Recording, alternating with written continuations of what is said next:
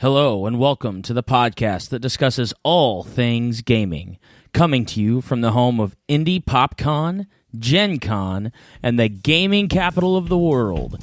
This is The Established Facts.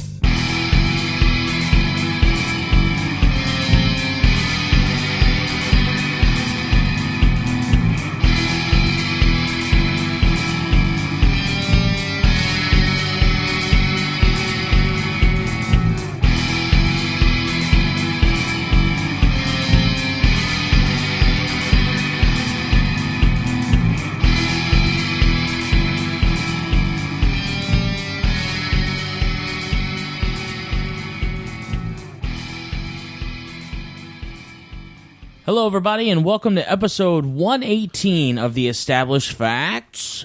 This is your host, Big Don. And this is Josh. And we're the only two here today. Oh.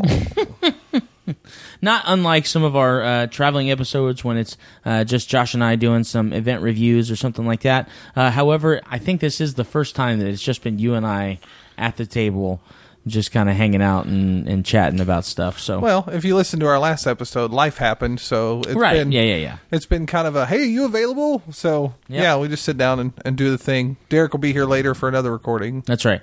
So, we wanted to hang out with you guys and chat a little bit about, I guess, an interest of ours that is outside of the gaming realm, but still kind of has some similarities to some of the things that we enjoy so much about the gaming realm. For those of you who are fans of professional wrestling, sports entertainment, like Josh and I are, you very well know that Wrestlemania 32, for those of you who are, true wrestling fans, not just, it's WrestleMania. WrestleMania 32 was April 3rd, correct? Yes, April 3rd, which I guess was, this last Sunday. April 3rd, officially from 7 to midnight. Oh, yeah. But including the pre-show from 5 to midnight. Pretty much a full-time job. That's right. So, overall, I really thought it was a fun show. So we're going to kind of talk to you guys a little bit about our opinions of WrestleMania. So if you're looking for a little bit of gaming stuff and wrestling is not your thing, that's totally okay. I will throw a gaming plug in just so those of you who want to call this gaming episode still can. Please make sure you check out 2K Sports WWE 2K16 on Xbox One, Xbox 360, PlayStation 4, PlayStation 3, and Windows PC, just recently launched. That's right. And also, to kind of give it another connection as to the wrestling world when it comes to pay-per-views and us, for those of you who have never hung out with us during a pay-per-view, we do something that's probably very similar to what a lot of offices do when it comes to other sporting events. We have a match pool where we actually use a huge battle mat, a Mondo mat from ChessX. We put it up on the wall usually. We write out the match card, and then we have each person who is attending the pay-per-view that night put down who they think is going to win. And based on whoever gets the most right, usually we have like a fun little WWE championship belt that they get to hang on to for the next couple months until we all get together for the next pay-per-view and such. We actually did we've done that for, it's got to be 8 years. Yeah, something got to be 8 years that we've been doing that kind of thing. This year we actually did something a little bit different when it comes to WrestleMania. If you are a Facebook user, there is a Kayfabe, Kayfabe, Facebook group that talks a lot about different wrestling things.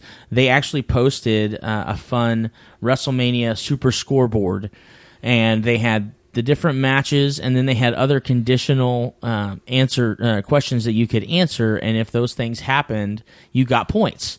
And then whoever had the most points at the end won. And some of them were quite hysterical, to be honest with you. Absolutely. So there were 11 official matches in WrestleMania. There were 11 listed matches, yes. Yeah. There was, I believe, one surprise match. Yep. And one surprise, I guess, group on group or stable on stable or team on team, if you will, kind of brawl with Shawn Michaels, Stone Cold, Mankind versus the League of Nations. About, I would say, probably is it halfway? When was that match? Halfway through or so? The women's title match? No. The tag match. Tag title. League of Nations. Number 6. It was 6. So the third match of the official start of WrestleMania. Right. They actually did a 2-hour pre-show starting at 5. And they did about an hour or so of the pre-show, or 45 minutes or so of the pre-show. 45 minutes before the first match. Yeah. And then they did the first match in the pre-show, which was actually the U.S. title match between Ryback and Kalisto. So what we're going to do is we're just kind of going to run down each one of the matches and very quickly talk about how we felt about it, what the result was, and what we think might come of it. So I hope you enjoy our review of WrestleMania 32. So let's start with the first match, the U.S. title match, Ryback versus Kalisto. Josh, who did you pick to win that match? I selected Ryback. Okay, me too. So unfortunately, for those of you who watched it, you would have been disappointed if you picked Ryback as well, because Kalisto somehow, like Rey Mysterio in the day, beat the big guy. It was a David versus Goliath match, and the David of the match won, retained his title. It was a good match. It was quick. It was about a 10, 15 minute... Probably 10 minutes. Something like that. Which was really surprising, because with Kalisto, they're really pushing him quite hard right now to be yes, like the Rey Mysterio character, but he's the ultimate underdog type who... his high-flying capabilities, those of you who don't know, he is a luchador. So very often luchadors get kind of put in a situation where they are kept underfoot, and I was really surprised to see that they beat Ryback as swiftly as he did, even though Ryback did kind of throw him around the ring quite a bit. Yeah.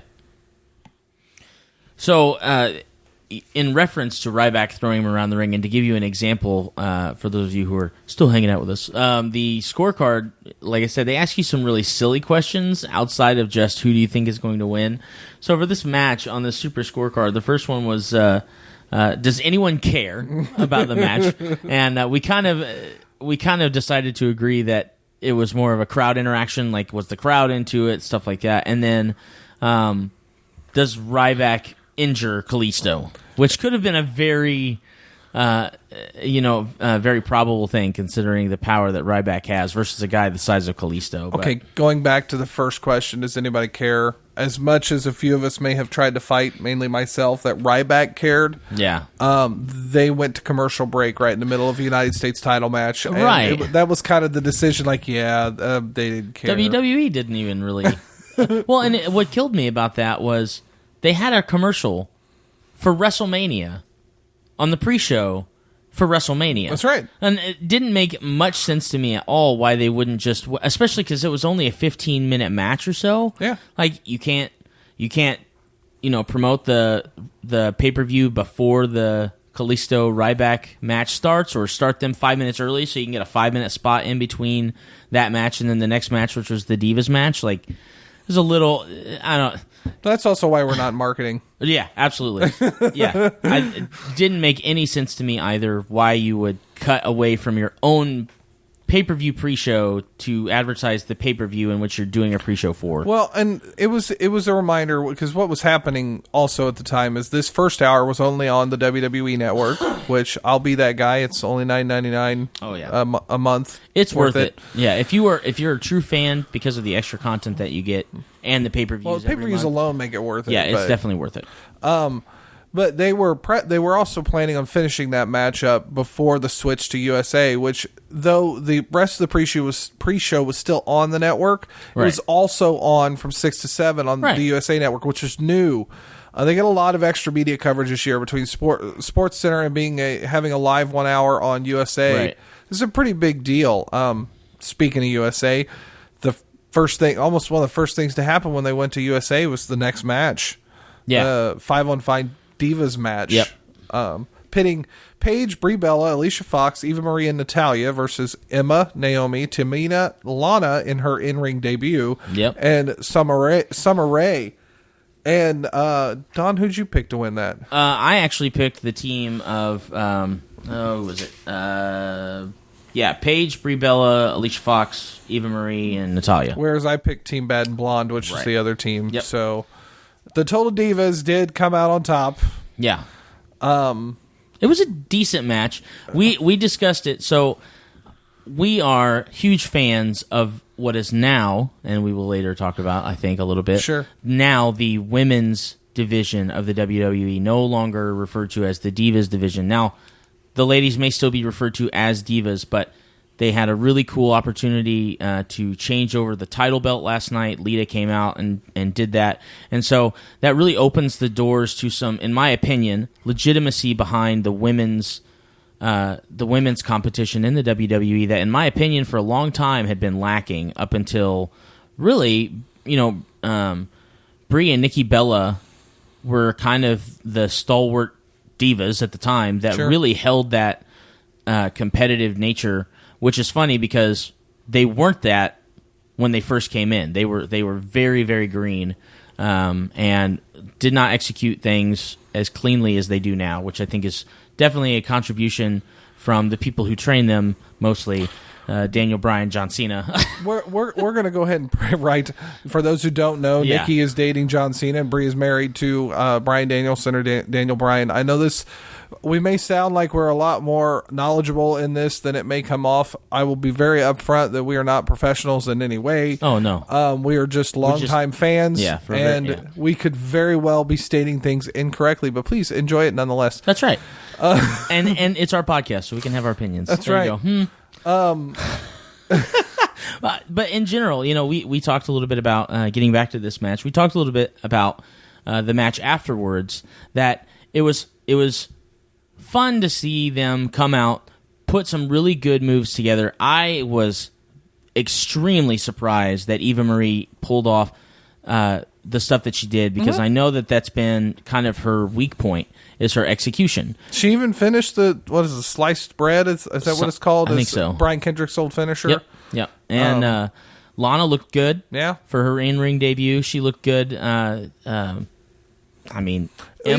did pretty well. Yeah, she did. The one kind of thing about this is that obviously with Total Divas being on the E Network, and what a big deal that's been for the Bellas and all those girls that have been on there. The Total Divas actually won the match, and it's believed, though not official, it's believed that Brie Bella is going to be wrapping up now that Daniel Bryan is retired due to neck injury. She's going to be wrapping up, and she posted even on Instagram the Monday after the show, which would be when we're recording, but she put a hashtag on there, Mama, I think it was Mama Bella Mode, I think is what she put on there. I know she wanted to have a family. There's a whole lot kind of behind that, but it was nice because often with the guys, it's a very old school mentality that the guys will lose on their last night out. Yeah. Well, AJ Lee, I think it was last year, actually managed to win her match with Paige and then retire the next night. Yeah, I'm almost wondering if it's a really nice way to go out. I was wondering if this is something they're trying out here, or they're just they know why Brie's leaving. I don't know. It was really a cool way to kind of boost the Total Divas, give the heels their opportunity. It was a big spot fest for a 5-on-5. Yes. Everyone got their finisher off. Yeah. I think it was an enjoyable match. I really did.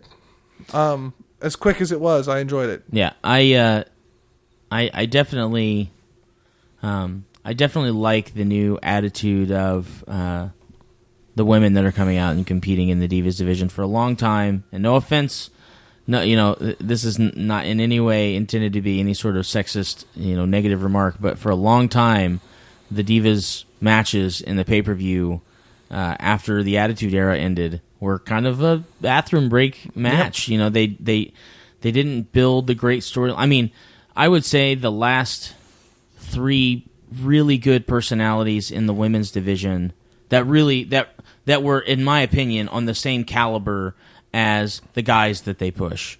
And I think, as Devon and Bubba Ray Dudley put it when they inducted Jacqueline in the Hall of Fame, the ladies that were considered one of the guys, which is probably one of the best compliments that those ladies can get, because it is such a male-driven sport. And yes, we do refer to it as a sport. Yeah, it is a sport. I've never seen any chubby guy go out there and put as many next to Mick Foley. So, and be able to move and take the shots the way that those guys do. So, I guess Kevin Owens is a little Samoa bit Joe's of a big guy too. He is a big guy, but right. Anyway, yeah, right. They're still in better condition than I'm in, so I'm not gonna judge by any means. So, but I feel like for a long time, the people that were really pushing that division are the ones that are in the Hall of Fame with Jacqueline and with Trish Stratus and Mickie James and Lita. They really, really pushed that, and even to an extent for a little while, Stacy Keibler and stuff like that.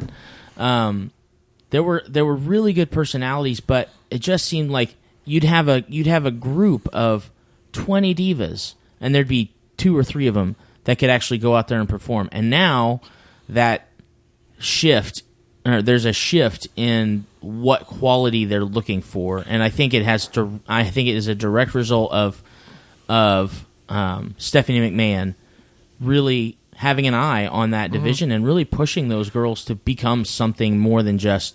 Well, let's keep moving forward because I think we're going to come back to that one. We've got the women's title match to talk about that too. So the next match, it's ironic that you mentioned Bubba Ray and Devon. Oh, yeah. Because the next match was the Usos versus the Dudley Boys. Yeah. This was very much set up as a grudge match. It was. Because the Dudleys turned heel and attacked the Usos, and they've been going back and forth ever since then.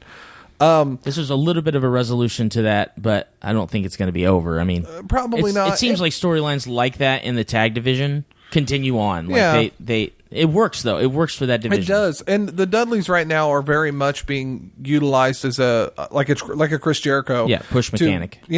Build up the other teams. And in this case, that's exactly what happened. The Usos not only did they get the win, they got the win. Oh yeah. And then they put the Dudleys through the table that the Dudleys got out to put them through a table. Right.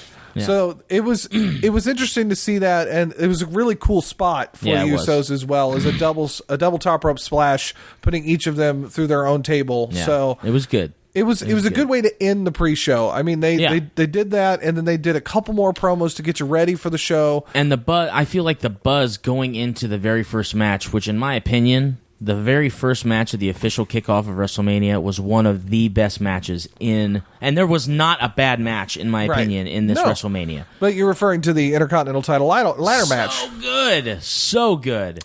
This Intercontinental title ladder match featured Zack Ryder, Sin Cara, Stardust, Dolph Ziggler, The Miz, Sami Zayn, and the defending champion, Kevin Owens. Kevin Owens has done a fantastic job as an Intercontinental champion. He is. Even though he's only had it since just after the Rumble. He also had it before he lost it to Dean Ambrose, but they needed a way to kind of separate Dean from that for the Brock Lesnar storyline. Yeah, absolutely. I really enjoy Kevin Owens, but Kevin Owens, I think, has pushed himself to the point that he doesn't need the title.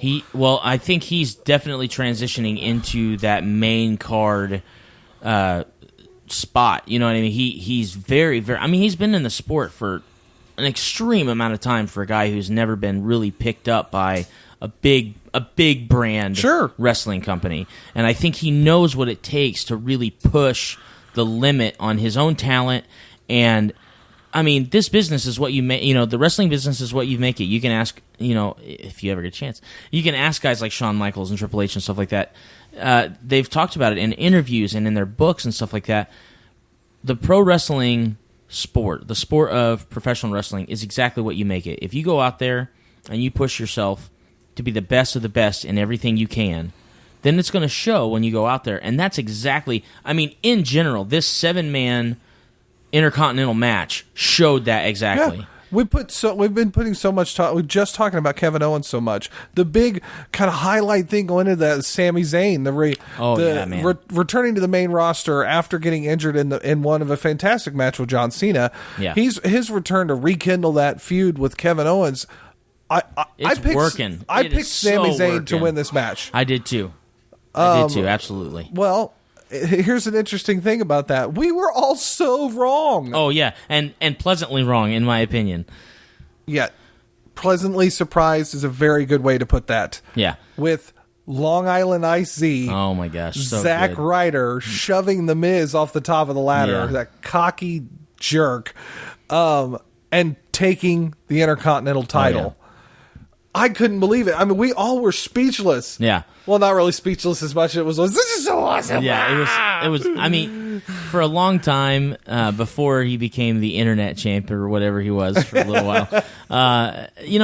In the beginning, I was not a huge fan of Zack Ryder when he first came into the WWE. What was it? Probably 5 years ago or something like that. He's been in the WWE for quite some time for not being an extremely active participant in the live shows. Yeah. He does a lot of house shows. He does a lot of live events, but he doesn't do a lot of coverage on Raw or even SmackDown, really. So it's really, in my opinion, it's really awesome to see a guy who has worked and jobbed so long that he finally gets an opportunity to have a break. And in my opinion, his execution in the ring is awesome. He is a great character, and everybody loves him because he is that ultimate underdog kind of character. Yeah. Very similar to Damian Sandow. Yeah, sometimes, you know what it is about Damian Sandow, the same thing going for him. Yeah. Sometimes enough silly is enough to push you over to fans and just fall in love with you. Well, when Santino Marella came into the WWE, he pretty much had the same character that he always had. Yeah. But he was such a pop because he wasn't some guy who was playing off that he had some sort of issue, whatever it would be. I don't really, want to be that guy. Not a Gold Dust Tourette's No. I was thinking more Eugene. Sure. But to me, he has that charisma. He has that chillax guy who wants to go out there, and he is a fan of wrestling as much as he is a wrestler. And it's really nice to see him be rewarded for his loyalty and his service to the business, that he gets a chance to carry that Intercontinental, even if he loses it on Raw. The fact that he got it and he's in the record books as a guy who got to hold it. I thought it was so cool when he cut his promo at the end of the match. And they said, how does this feel? And he said, I went to WrestleMania and I watched Shawn Michaels and Razor Ramon in their ladder match for the Intercontinental title. And I had a picture I got to hold Razor Ramon's Intercontinental title. And he said, I know that Scott Hall is here tonight, and I want a picture of him holding mine. And I was like, oh my gosh, that is such a cool... he got that, by the way. It's just such a sweetheart story for a guy who's been working so hard. It's interesting you mentioned the guys who put in that much work, because the next match is just that. I mean, the next match pit Chris Jericho, a 20-some-odd year veteran. Oh yeah, from been everywhere. With a guy that's been everywhere. But just joined the WWE, AJ Styles. And I tell you, I am an AJ Styles mark. I will admit that I've watched TNA. I watched it for many years. I don't watch it as much now because AJ Styles is not there. Right. I mean, Samoa Joe's not either. Samoa Joe's not. Bobby Roode may not be, but that's a whole other conversation. Well, he's not there. He just made, I don't know where he is at, but AJ Styles and Chris Jericho, I don't know about you. Who did you pick to win? I don't remember. You don't? Are you sure you didn't pick Jericho? I may have picked Jericho. I don't know. I definitely picked AJ Styles, right? And Chris Jericho did get the win. 1,002 holds. How's Byron Saxton saying it? The master of innovative offense is what he's calling AJ Styles right now. Yeah. And it was a fantastic match. They've been telling such a great story with Chris Jericho being the jealous heel. Oh yeah, jealous because the new guy's getting all the attention and not him. And even he was asked about it, like on a radio segment, and he said those exact words. It's the character I'm playing is a guy who's jealous of all the attention AJ Styles is getting, and it automatically will draw heat. He goes, at WrestleMania, you don't always get a promo because you give me a promo, I'll have the entire crowd against me if I get 30 seconds. Yeah. But that may not happen in this case, so we have to do it all in the ring, and they did. They did. I was very surprised that Jericho won that match because AJ Styles has gotten such a big pop, but I feel what I love about WrestleMania, and we've definitely said this multiple times in our own, private conversations about wrestling and stuff. WrestleMania is the beginning and end of every storyline in that organization. Like, there are so many different storylines that finally culminate at WrestleMania, and then there are so many storylines that begin because of something that happened. The next pay-per-view after WrestleMania is Payback. So yes, well, at least it was. I don't know if it still is, but anyways. So I'm like, that theme of who screwed over who in in the match, or who came out and interfered when they weren't supposed to, or what's going to happen when this guy comes out and he starts talking smack to this other guy. And it's just a really neat experience to see a guy who's been in the business as long as AJ Styles to come out and he actually jobs for Chris Jericho. And for those of you, by the way, I just kind of thought about this. For those of you who enjoy wrestling but maybe aren't familiar with some of the terminology, when you job for somebody, you take the fall. You're the one who's going to end up losing. But the in my opinion, the job of the jobber is to make the guy who he's losing for look really good. Mm-hmm. And I think that they did that. There were a couple times when there maybe was a miss.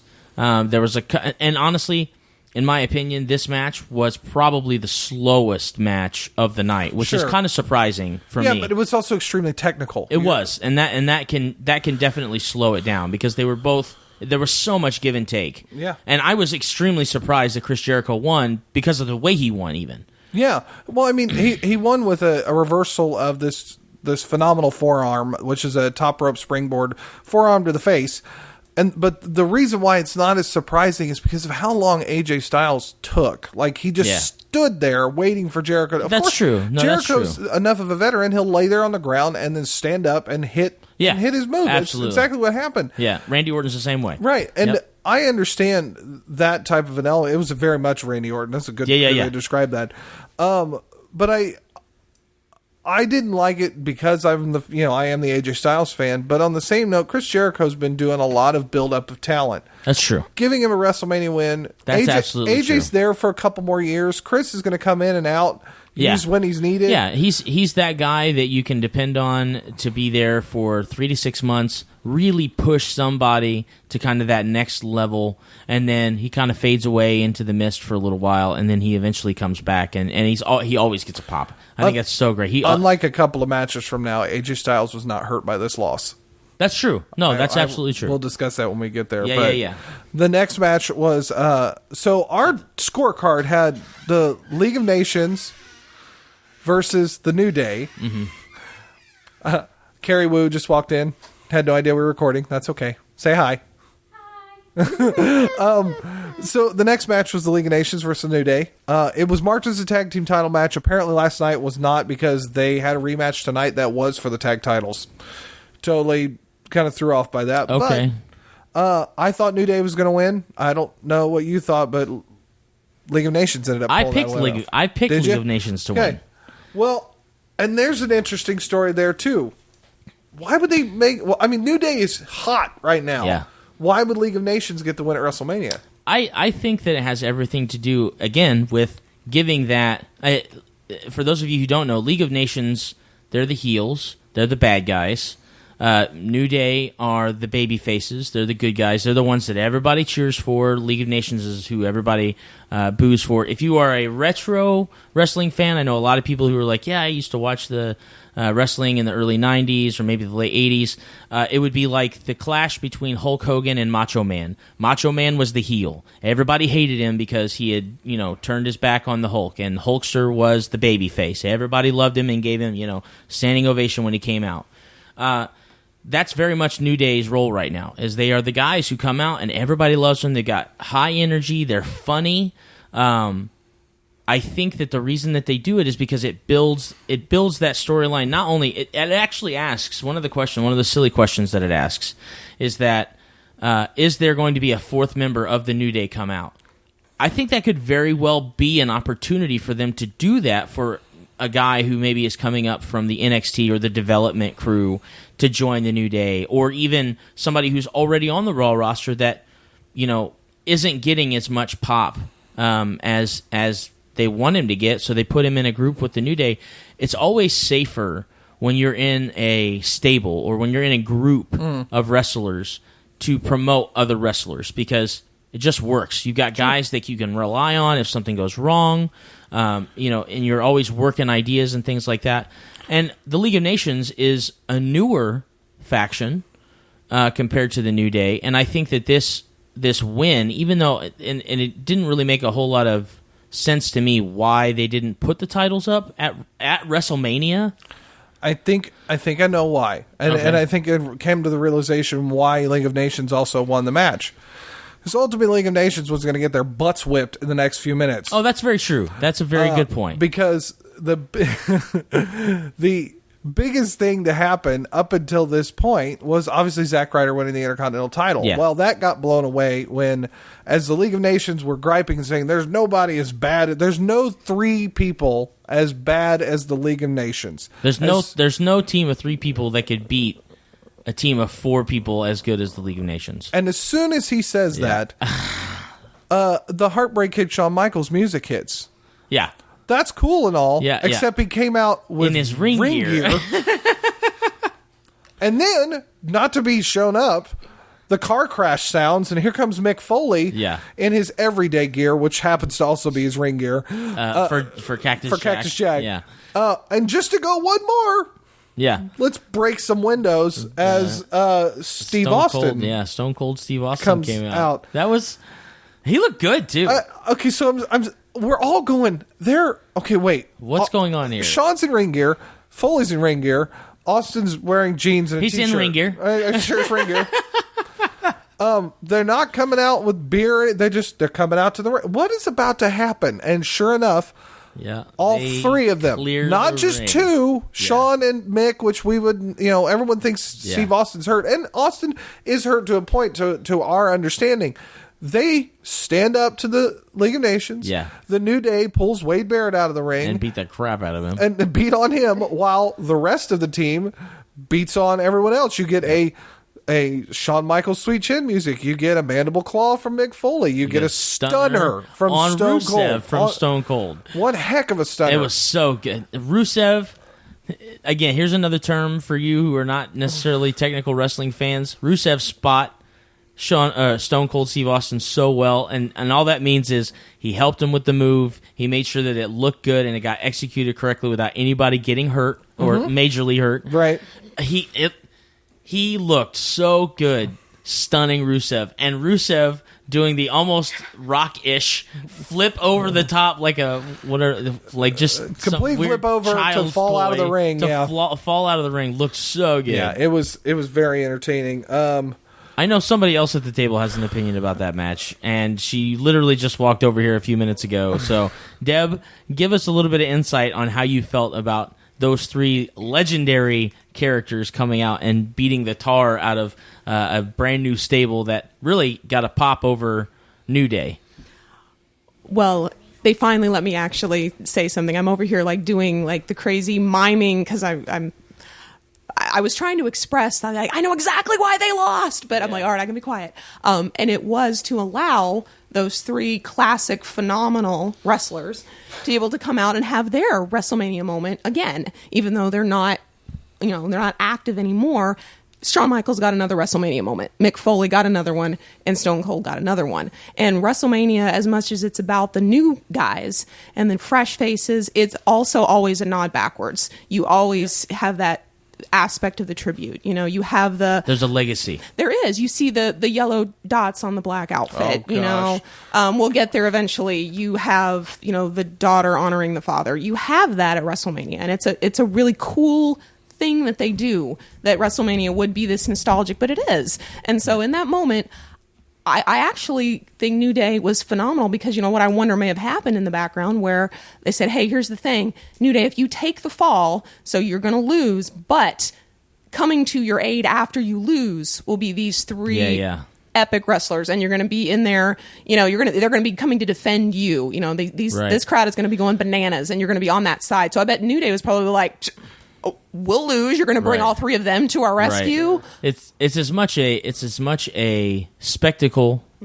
as it is a remembrance of that legacy. Carrie Wu and Dr. Deb run down the stairs. That's right. I just so you know, Josh and I made sure that it got paused on live TV. We paused WrestleMania so that everybody got a chance to see the legacy guys come out and whoop the tar out of those League of Nations All I heard guys. is my husband is running up the stairs when I'm trying to put my daughter to bed, and I'm like, what happened? And he's like, Deb, Shawn Michaels is on. And I was like, well, okay. Yeah, I mean, he makes spots in WrestleMania. He's in ring gear. What? Forgive me. I probably just spiked the mic. Okay, and I'm like, boom, boom, boom, boom, boom, boom, boom, boom, boom, like running down the stairs. And like, what is he doing? I was waiting for one of you guys to fall on your way down the stairs. No, we all made it. We all survived. We were all alive. But oh yeah, because Shawn Michaels is my second favorite wrestler of all time. And even if he's retired, he is still my second favorite wrestler of all time. Yeah. And he still kept his vow, by the way. He has not fought in a match since he retired. In a match. That was not a match. That's right. The bell had rung. So I was like, he kept his word, but he actually gave us sweet chin music. My again. favorite moment of that Loved it. was him stunning Xavier Woods. oh my gosh, so good. Xavier Woods catching a stunner was so good. What was happening then is once the League of Nations was cleared, they of course had to do a dance off thing, and watching Mick Foley and Shawn Michaels twerking and Mick Foley not figuring out how to dance. No, not in the slightest. They got and then Stone Cold did a two-step. A two-step, yeah, two-step that resulted in and the third step was into the gut of Xavier Woods, and then there was a stunner, and it was pretty fantastic. All right, so now that we have experienced the great butt whooping, the open up can of whoop. Yeah, there was rear. There was definitely a whooping next. There was definitely a whooping next with the Divas title match. Is that what was next? No, that's right. You're right. It's Ambrose and Lesnar. Holy crap! Ambrose, yeah. I can't read Come numbers. on now, bro. Ambrose and Lesnar. Yeah, That was a whooping match. Oh my good lord! This is the one. 13 German suplexes. 13 German suplexes from Brock Lesnar. This is the one that, in my opinion, was the most disappointing, and it had nothing to do with Dean Ambrose losing. Yeah. It had everything to do with the fact that Brock Lesnar threw him around the ring almost worse than John Cena when he won the title. Yeah. And Dean Ambrose is the lunatic fringe. He's all about, I can take anything. I'm indestructible. Boy, you were not indestructible. He got his bell rung. No pun intended. It was...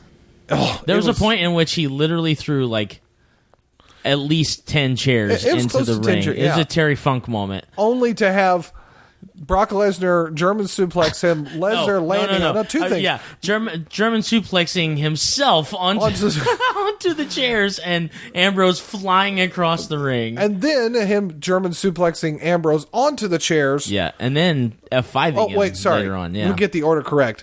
Brock Lesnar with a German suplex where he landed on the chairs. Dean Ambrose reversing an F5 into the Dirty Deeds. Brock Lesnar German suplexing Dean Ambrose onto the chairs and F5ing him onto the chairs to get the win. Yeah.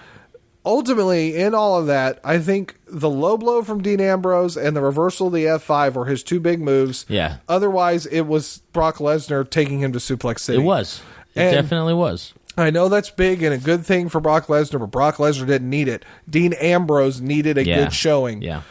I don't think that has anything to do with Brock. I think that was just, unfortunately, a poor booking in that match. And probably, in my opinion, in your opinion probably, probably the worst booking of that night was Dean Ambrose losing. Yeah. Because even with Jericho beating AJ Styles, as we talked about, there is still, there's still energy there. It didn't hurt AJ. He didn't lose anything out of it. But Dean Ambrose loses a little momentum with that lunatic fringe because he couldn't take out the Beast. And even if he would have lost in a completely different way, Brock Lesnar putting him through a table, Brock Lesnar taking him to the back, and it was a street fight. They didn't leave the ring.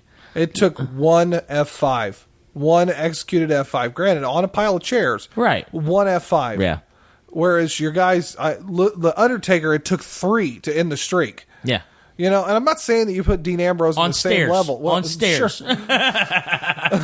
I'm not saying you put Dean Ambrose on the same page as Undertaker by any means, but... And even if Dean Ambrose still loses, if you execute it better to the point where maybe he lost because he literally had the tar beat out of him and just couldn't move. Paul Heyman pulls Brock Lesnar over onto Dean Ambrose and he beats him by pin. Something like that. Sure. Like, give him a little bit of something to, I'm not saying that Dean Ambrose is necessarily going to lose any momentum because he's got such a pop right now. Yeah. But I totally agree with you that it could have been executed a lot better. Yeah.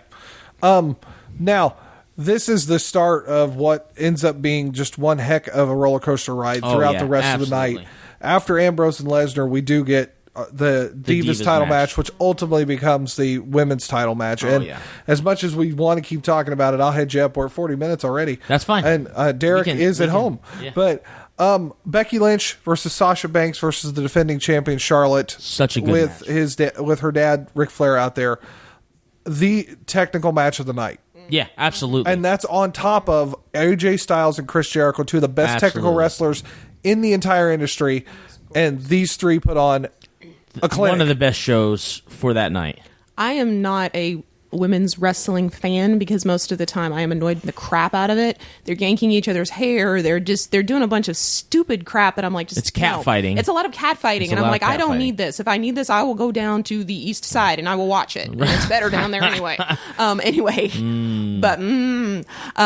This was good wrestling. I mean, it was sharp. I mean, they were alert. They were hitting their moves. They were working together as a team because you have to in a three-way match.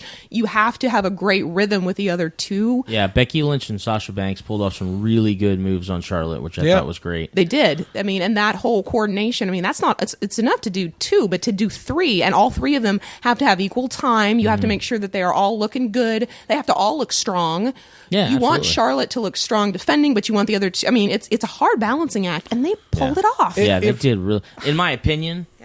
Becky Lynch probably pulled off some of the more technical moves of that match. Mm-hmm. Like, she was awesome. Suplex machine. I didn't even realize that her capabilities as a suplex person. She was awesome. Now, not to take anything away from Charlotte or Sasha Banks, because they're all a little bit different style of wrestlers. Sasha Banks I cannot tell you. Sasha had the crowd. And her finisher is so sick. The backstabber into the bank statement. It is so sick. Like, that combination. I mean, it's just as entertaining for me to watch her pull that off as it is for me to watch Randy Orton pull off his backbreaker. Sure. It's just that combination of just boom, boom, just like sick, powerful moves out of somebody who's 5 foot small, nothing. I mean, she is so tiny, but she's she's like AJ Lee.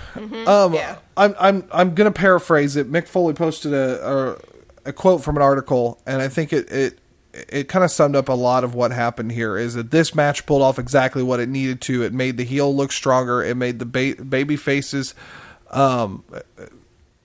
sympathetic as it may be, and all three of them came out looking stronger. Oh my gosh, yeah. You know, you read a lot in the internet wrestling community what people think may have happened or what should have happened. A lot of people thought Sasha should have been the one to pull out of there.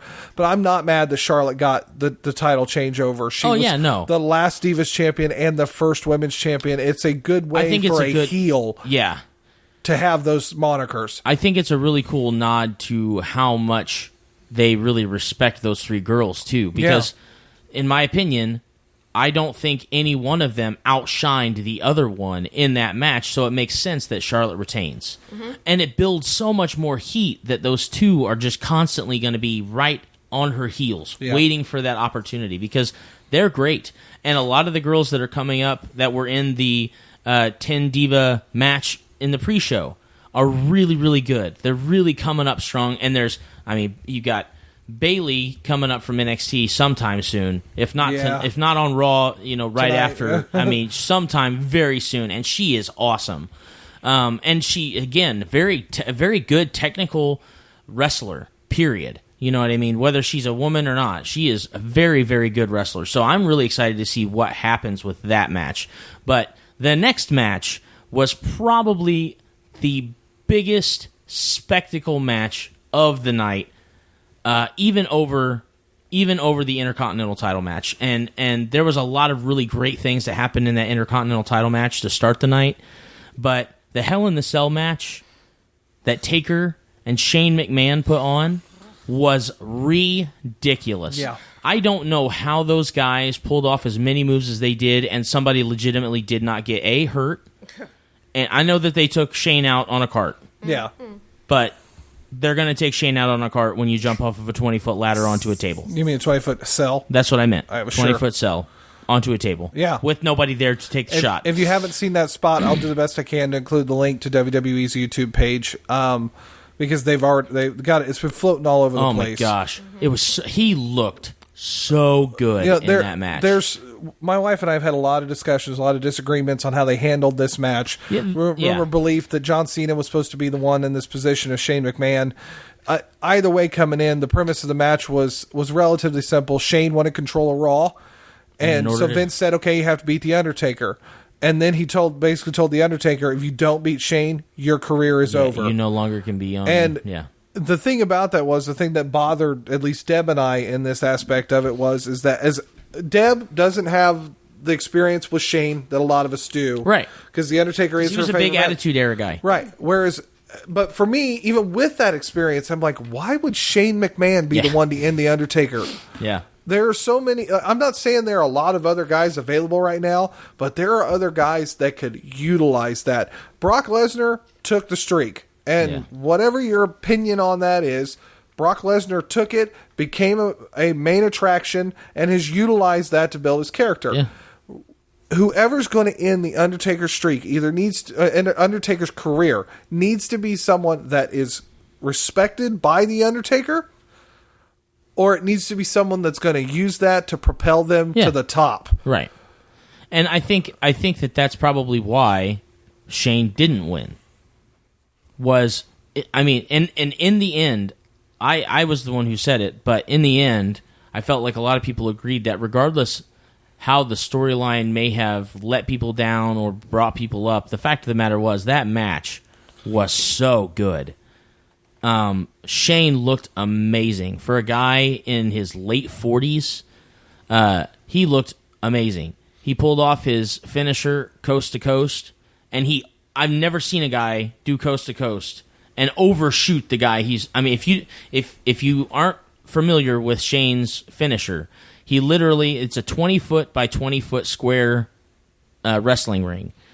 One guy, or his opponent, is in the corner, usually with a trash can in front of his face or a chair or something like that, and he jumps from the opposing corner, not the diagonal corner, but the opposing corner, 20 feet away, off the top rope, and kicks the trash can that's in front of the other wrestler. Now, normally, up until last night, or up until WrestleMania,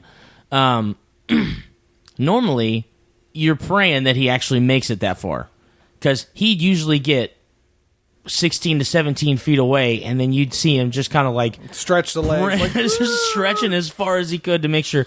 He kicked him dead in the face and overshot him. He actually kicked him with the leg back. One foot. He didn't connect with both feet because he was so far more forward than he needed to be, which I feel like is just an evidence of his conditioning for that match. Sure. And in general, I mean, he looked great. And his adrenaline. It tells you how excited, absolutely. and he was totally, absolutely stoked and pumped in that moment. Because when you got that much adrenaline, you can do stuff, you're like, oh my gosh, did I just pull that off?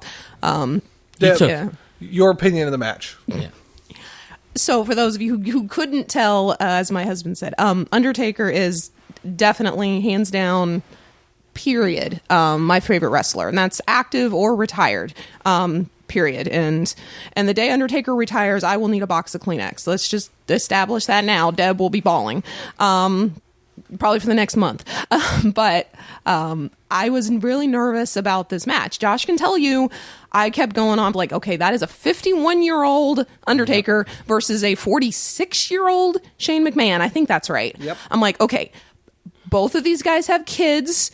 Shane brought his to the ring. Shane brought all three of them to the ring. It was like, okay, kids, please don't watch Daddy die. That would be terrible. I was like, these guys are not young. I was like, 46-year-old bones don't work quite the same as 22-year-old bones do. So, and I was terrified one of them was going to just, break something permanently, like their spine.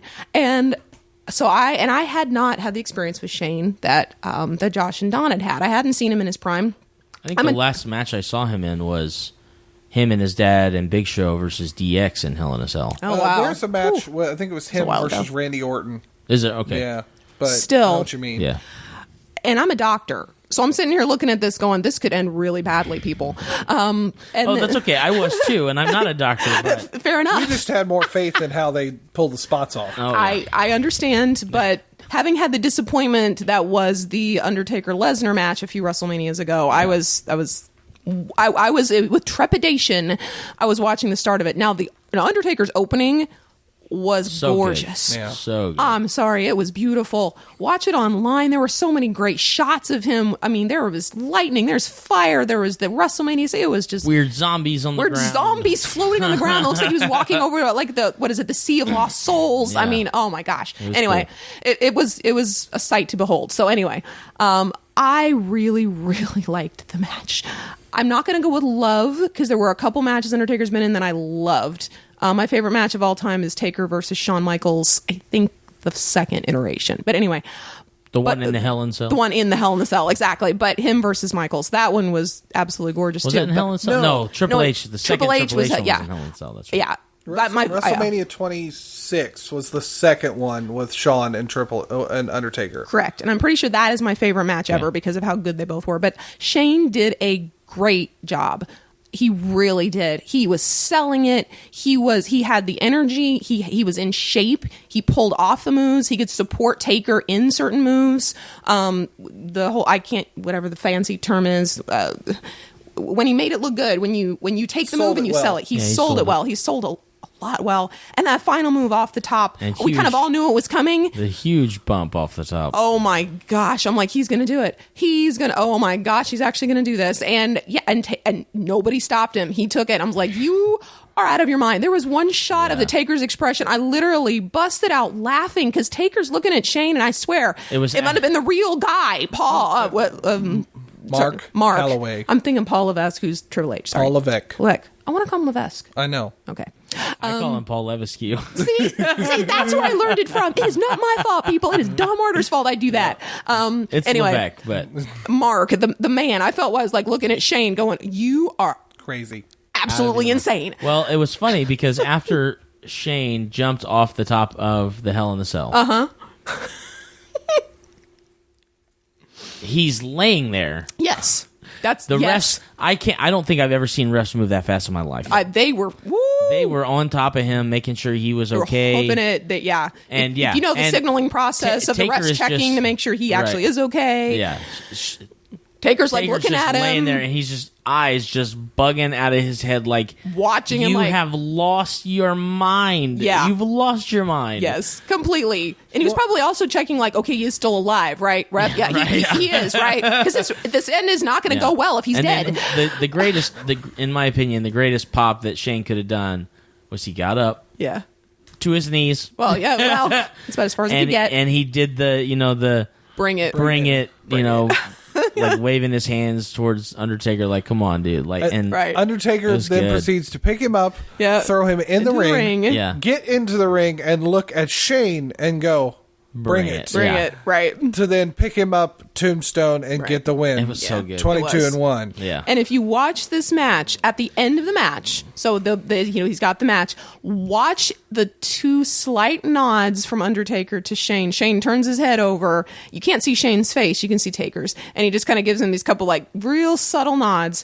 And to me, that at that point, I was delighted because Undertaker was happy enough that he nodded off to Shane that, that went well. I'm like, all right, if Taker is happy with that match, sweet. Okay. Yeah, it was good. It was good. Such a good match. Yeah. So we'll try and I won't necessarily say we'll speed through the next couple segments here, but we're coming up on the hour, so I want to make sure we get through at least the highlights. The next big highlight was The Rock. Yeah. They've been teasing all night. The Rock Was that before the Battle Royal?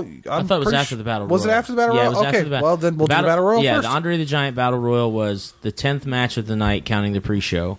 It was before The Rock came out and announced the attendance and stuff. You'll have to look up a list of all the people that were in it. Yeah, there were a lot. Tatanka was in it, which I thought was kind of neat. Tatanka, Dallas Page. Yeah. The big surprise was Shaquille O'Neal, the the basketball player. Yeah. A big surprise to me was Baron. Oh, Baron Corbin, Baron from Corbin came out. NXT, possibly on the main roster now. I don't know. Because he just beat Austin Aries, didn't he? No, Or Austin he got Aries beat beat him. by Austin Aries at the NXT pay-per-view the Friday before WrestleMania, Correct. which I thought was NXT cool. Takeover Dallas. If you haven't It seen was it, look it up. really good. So good. Surprising is a decent match. Yeah. The big, you get your big showdown between Shaq and the Big Show, which they've been teasing for years, literally. Yeah. Which ultimately resulted in everyone else throwing Both them out. But I think Fandango was still the first guy out. Fandango was the first guy out, and not Curtis Axel, but I don't remember specifically who it was. But Shaq threw somebody out, so he got one. Yeah, he got one. Then they threw him out. And really, if you are familiar, if you've ever watched WrestleMania before, there's usually a celebrity spot. There's somebody in, there's, whether they be in a match, before it's been like Donald Trump with Bobby Lashley. They've had Mike Tyson on there, Mr. Well, even T. this one they had two because Snoop Dogg helped do Sasha Banks' music. That's true. But they Snoop usually Dogg have was a music inducted into the Hall of talent Fame, too. Yeah. Which and we're not going to go into the whole list of the Hall of Fame tonight, but I will save that for last. That was a really good. We'll bring that for last. Yeah. But the celebrity spot was Shaq. It was cool to see an actual real celebrity spot in that. Obviously, Shaq and Big Show get eliminated, and I thought was great because Shaq and Big Show got eliminated, and they broke what is called kayfabe, which is really kind of like the they broke character because Big Show looks over at Shaq and he smiles and he gives him a slap on the back and they walked out together, and I thought that is so cool. Like, it's just neat to be able to see guys do that and they're just laughing, you know what I mean? Like, they're having a great time. And then the end of the match came Final really four, quick. Two social outcasts, Kane and Baron Corbin. Yep. Baron Corbin tossed one out. Kane throws the other one out. I thought Kane threw both of them out. Well, there were four social outcasts. At the end, in the final four, Corbin got one, Kane got the other. But as Kane was throwing the other one out, he was still facing towards the crowd. Oh, okay. Baron Corbin came from behind and tossed Kane out. Yeah. Oh, yeah. To win the Andre the Giant Memorial Battle Royal. Awesome. Big move for him, Definitely. especially if they're moving into the main roster. I think they are because of the match. There's you get a really awesome trophy. You get recognition that you've won. He's the third winner of that style of match. The first one was Cesaro. The second one was Big Show last year, and this year it was Baron Corbin. So it's really neat to see a guy who's up and coming get an opportunity to win a match like that. I think he's coming to the main roster simply because he was literally standing there and tears kept welling up into his eyes. Yeah. Like, I got a WrestleMania moment, and this is my first moment in the WWE on the main show. I think like that's just a lot, and especially because he had that match, so good of a match on Friday.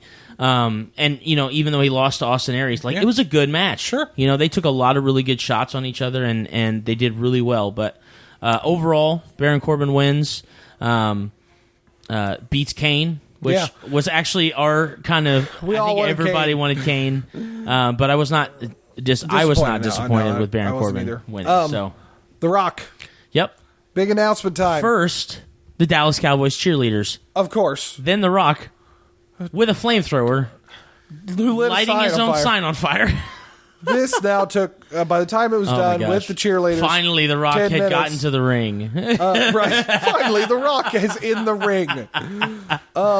Yep. He comes out. His whole point, his big announcement was that WrestleMania 32 had broken WrestleMania 3's record. WrestleMania 3 had 93,173 reported. I'm going to see if I can remember. At the Pontiac Silverdome in Detroit. Mm-hmm. What do you think it was? I think it was 101,730. Close, 763. Oh, man.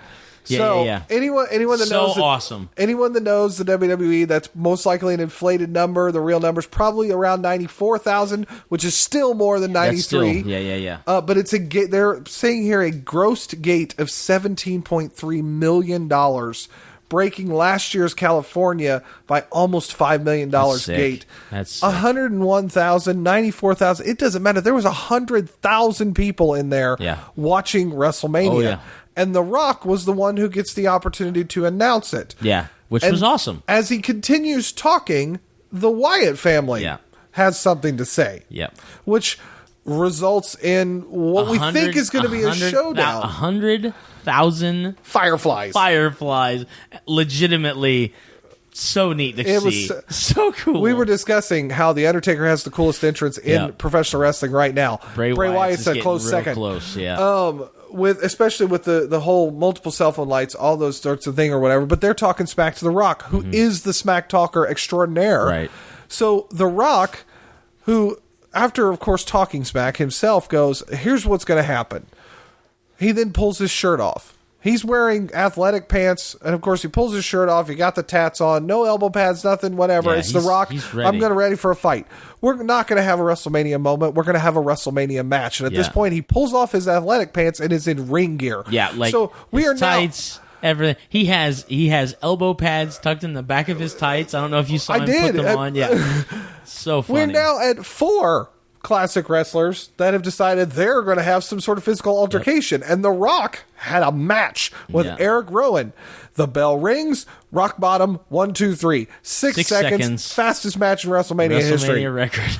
Which is good because Sheamus probably didn't want to keep that record against Daniel Bryan. Yeah. Poor guy. Or Daniel Bryan was glad to see that somebody got beat faster than he did. They can forget about me.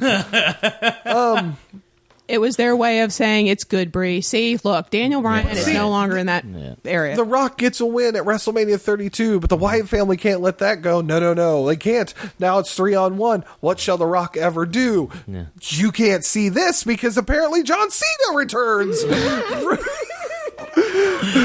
Yeah. It was...